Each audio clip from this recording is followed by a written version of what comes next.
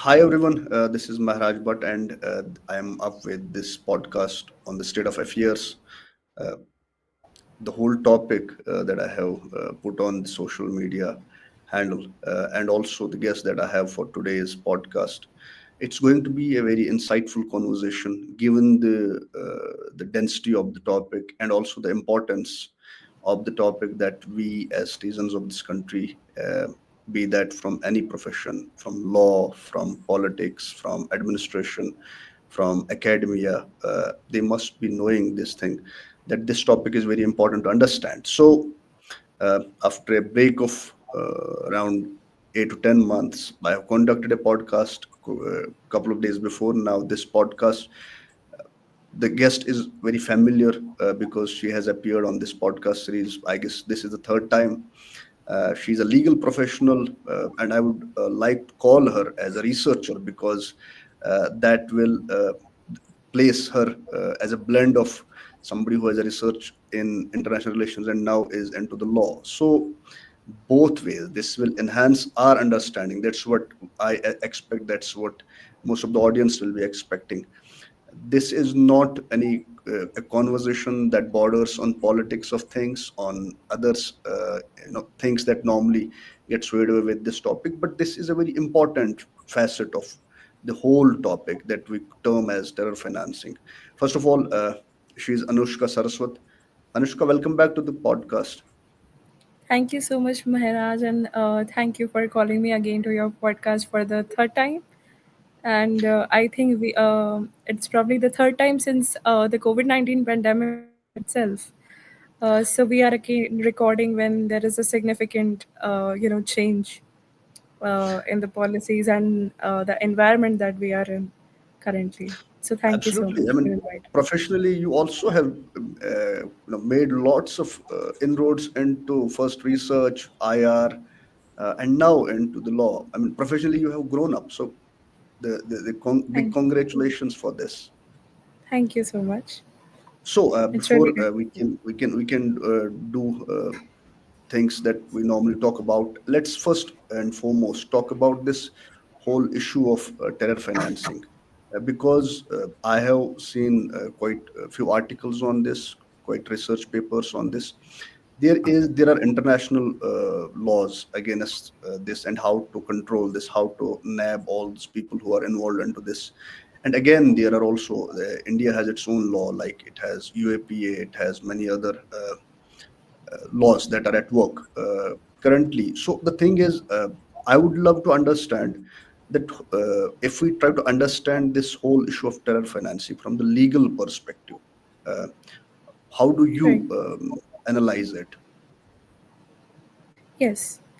So, currently, we are, of course, in turbulent times with respect to international security and regional security, where terrorism is probably one of the most fundamental threat to the region's stability as well as India's national security.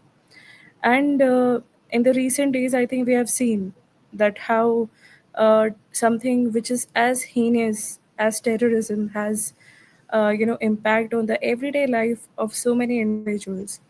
Terrorism is, I think, very undercovered, but the largest threat to the protection of human rights as well.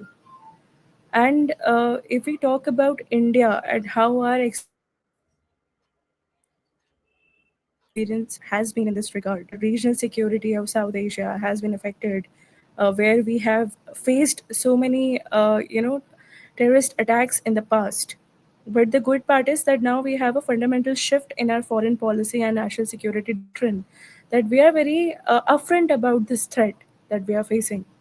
And I think under the leadership of the current Indian government, it is very important to laud the government that they have called terrorism for what it is. We have not just responded to it in the hardcore military way, we have also responded to it in the international organizations. We have created a kind of legal system where we have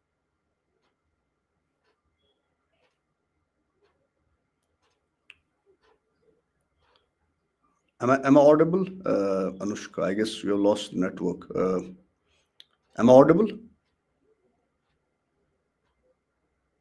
So Yeah, I go ahead. think the good, yeah, I think the good, a good aspect about the current situation is that we have fundamentally, you know, counter terrorism in all ways. When we talk about terrorism and its definition, which is very closely linked to the financing of terrorism, the fundamental dilemma that we have in international law, it is that we do not have a universally accepted definition of terrorism.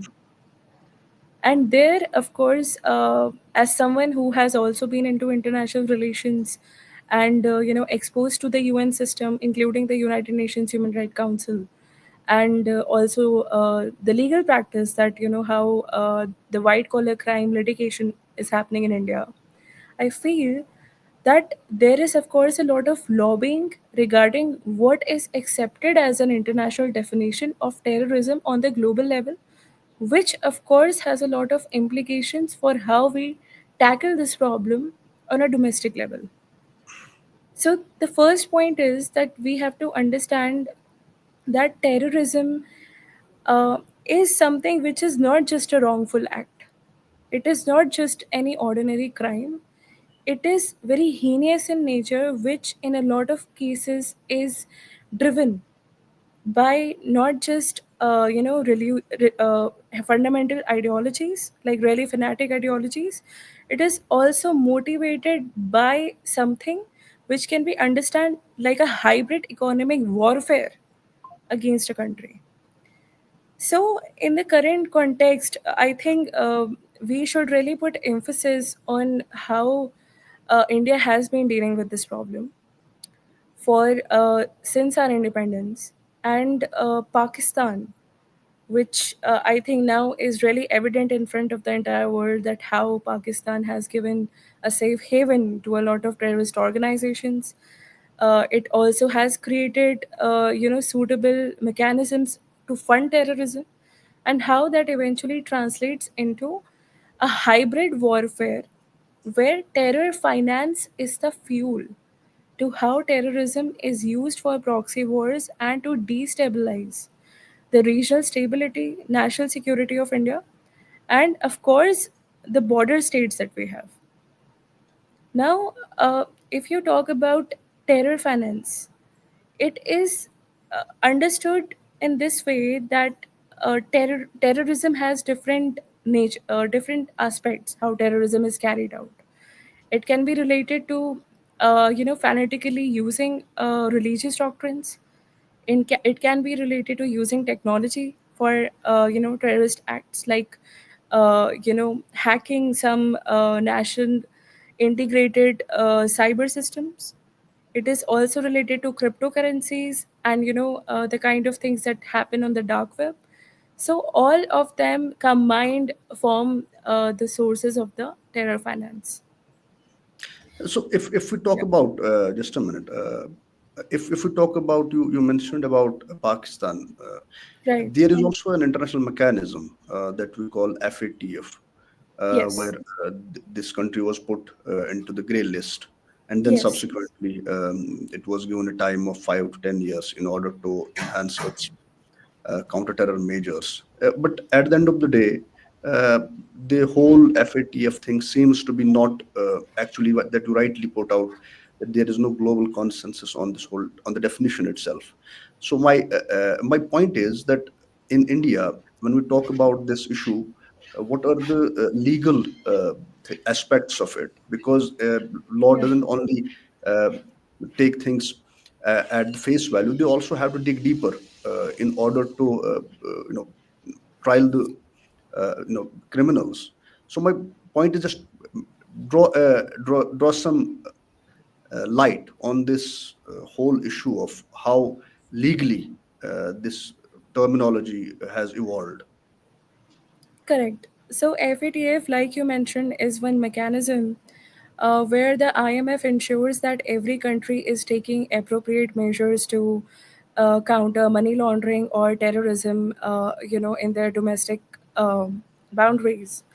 And when it comes to the case of Pakistan, it's actually a very interesting case because if we talk about the compliance with the FATF mechanisms, It requires you to counter terrorism. It requires you to have some checks and mechanisms to counter money laundering.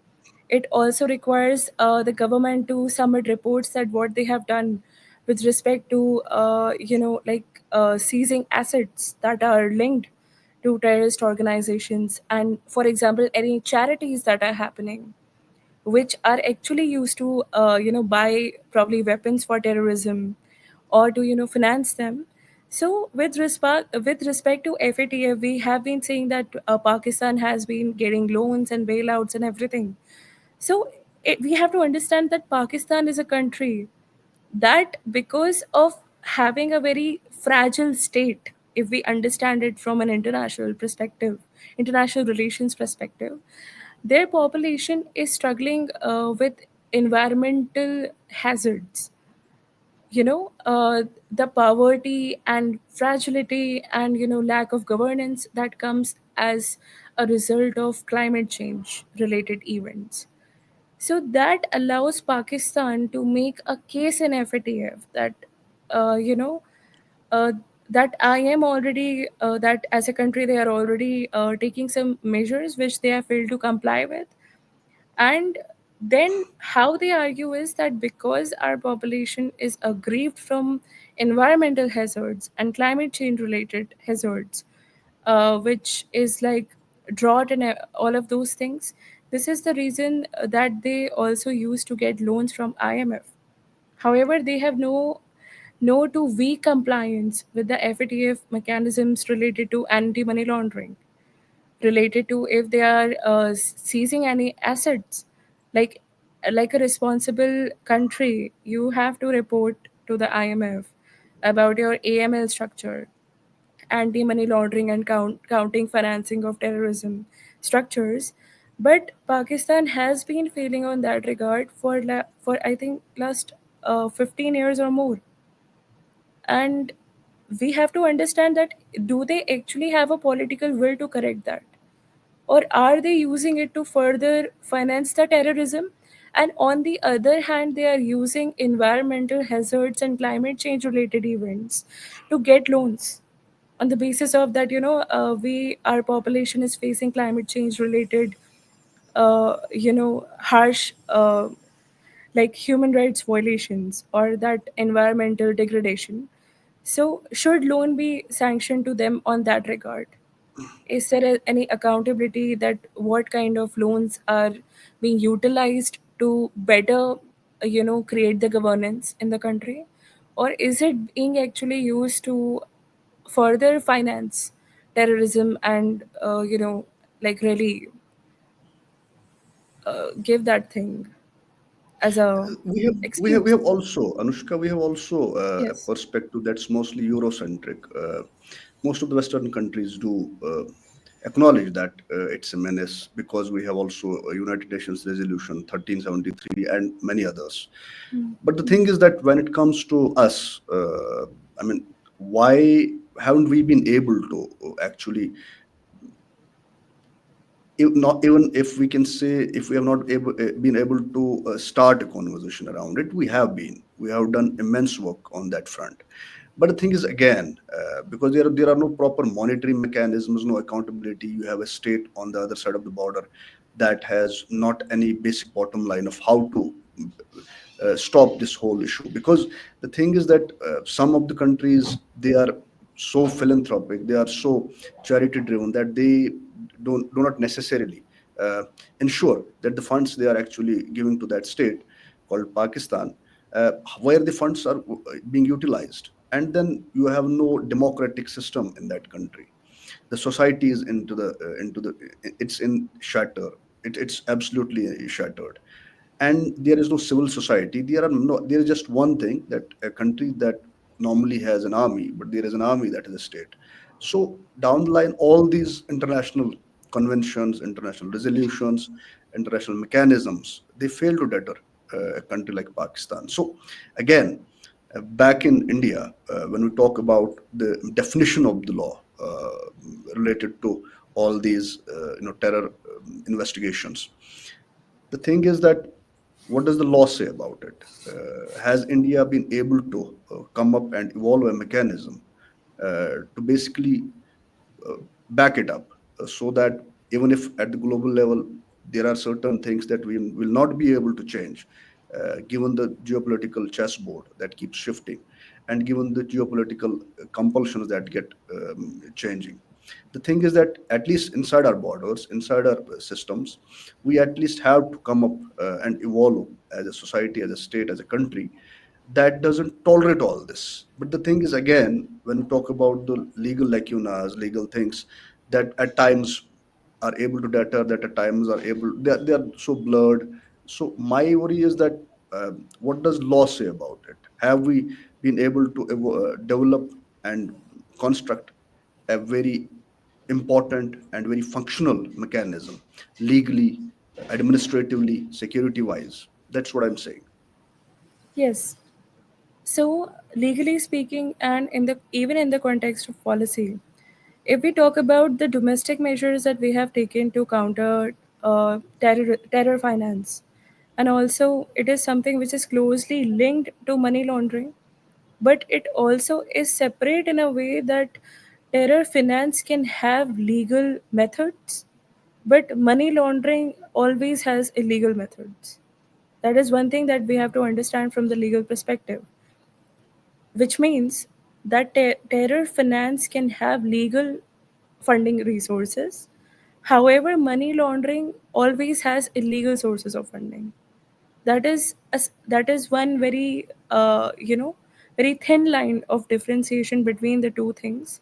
However, they are closely linked, and that is where we come to how we counter this threat. So we have a lot of measures. We have the enforcement directorate, of course, and we have NIA, we have CBI, and then whenever there are any funding sources that are related to narco finance, which really impacts a lot of regions in J&K as well. So of Mhm. course we have a lot of agencies that are doing that are doing the investigation job. And when it comes to the law, when it comes to the like how the bails and everything happens, and how we have coordination between the agencies, then it's of course a very I would say a very ongoing process. It is something where every agency will file a supplementary charge sheet, and there are different mechanisms that how a particular agency will come on board for the investigation part.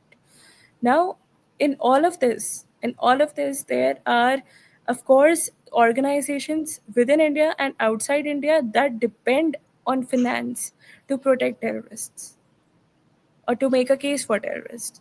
And interestingly, it is intertwined with human rights issues or the human rights law. In the Indian context, of course, we are doing a lot of things, but we still need to have an integrated mechanism where there is like a integrated dialogue between the various wings of the government, between lawyers, between investigation officers, and there has to be an awareness that how exactly terror financing is happening. Because money laundering, of course, is taken care by the enforcement directorate. However, this is really complex. Terror finance is very complex, and a lot of times what happens is that the investigation officer on the ground might not really see the gravity of how complex the nature of the crime is. If let's say there is any smuggling which is financing the terrorism, that too, let's say from the Nepal side, from the Nepal border, so we so the investigation officers on the ground, they need to probably be trained in this aspect, that at least academically and legal definition wise, what is terror finance and how what are the sources of terror finance. That is when we will probably have better litigation also in the courts when it comes to the prosecution. And when it comes to international law, I talked about the criminal law and the domestic law thing. But when it comes to international law, the fundamental problem that we have is that terrorism is seen as an individual liability. It is still not recognized as a state responsibility, which is one loophole where countries like Pakistan taken advantage. They try to say that we are also a victim of terrorism. However, we need to carefully look into this, system, that whether there is any difference between state sponsorship of terrorism and what Pakistan is probably arguing. And then Pakistan might be financing or having any sympathizer that are probably, trying to make a complex case in favor of Pakistan in the United Nations Security Council, in the United Nations General Assembly, in fact, even in the United Nations Human Rights Council, where you are required to review the human rights record of a country. Now, the fundamental question is that if a country responds to terrorism, which has been dealing with terrorism in just in the case of India, is it something which can be really termed as a human right violation, or whether it is a justified response to terrorism, which is itself the biggest violator of human rights? So these are the points that we face in India on the domestic level. We need more integration within the agencies. We need dialogue. We need dialogue where not just lawyers, but people who are scholars, people who have been into diplomacy, we are all able to sit on the same platform to discuss that what has to be a consolidated strategy to counter this threat. And on the international level, on the international level, we really need to spread awareness with legal facts and evidence that this is the problem in international law, which requires probably like a different perspective to look at it. So, if I can properly comprehend it, is that in order to basically back up our case and even start a conversation at the global level, we have to ask for reforms into the law itself, because in order to broaden the meanings of it and in order to back it up legally. But when we try to and talk about fixing this whole issue of like legal challenge called proof of intent versus the act, dual use problem that normally we talk about, funds raised for welfare but diverted to terror, freedom versus security, dichotomy, and cross border legal cooperation, these all things actually add more burden to the proper prosecution of the crime and even proper integration of the department. So the thing is, we basically have to start a dialogue that you rightly put out. So these things, I mean, law has its own meaning of how to tackle a case, a particular case, especially when it's related to terror financing. So is there an attempt in the legal framework where we can fix these things up? Yes, of course, there are, I think, very good senior lawyers who are serving in the public prosecution for different agencies, and how, with so much of hard work, they try to counter whatever threats are there, whether with respect to money laundering, whether with respect to terror finance. However, I would like to agree that there needs to be more awareness. We, of course, understand that FATF gave us the fundamental AML and anti money laundering and combating the financing of terrorism structure. That is, of course, like implemented on the highest level in India, which is, Ministry of Finance has different structure. Ministry of External Affairs has different structure. Ministry of Home Affairs has different structure.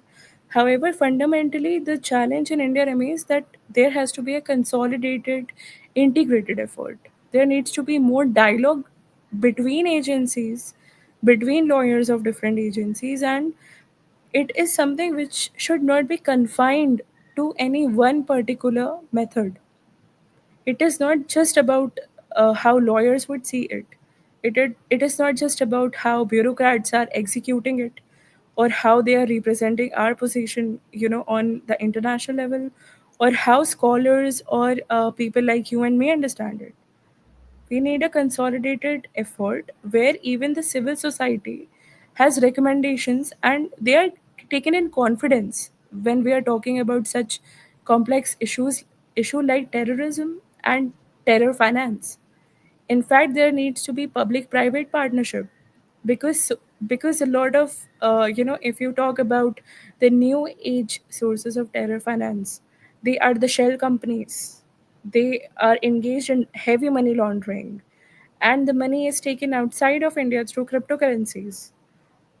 So it's like the law has to catch up, of course, with these developments, but we need to have more proactive effort with respect to having an engaged dialogue where every stakeholder is present.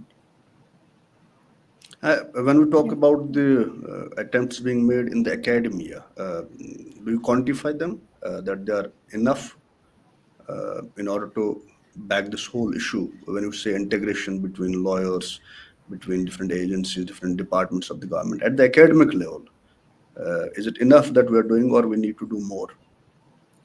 On the academic level, I think we really need to raise awareness regarding this issue, because when we are using either policy or law for solving a problem, both of them do not operate in vacuum and are closely interlinked.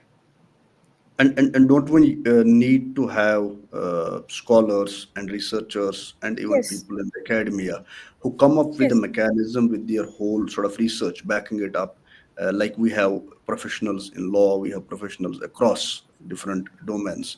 So do we not need people who can advise the agencies, who can advise the whole, who can shape the narrative? I mean, and then even yes. also have a mechanism to counter it, and have a workable mechanism, that I mean. Yes, certainly. Even though I feel that we need more work on this aspect and this, area, which is terror finance and how it is really related to, national security research, even legal research, policy research, and it's very complex. And not any single person understands all the aspects of terror finance.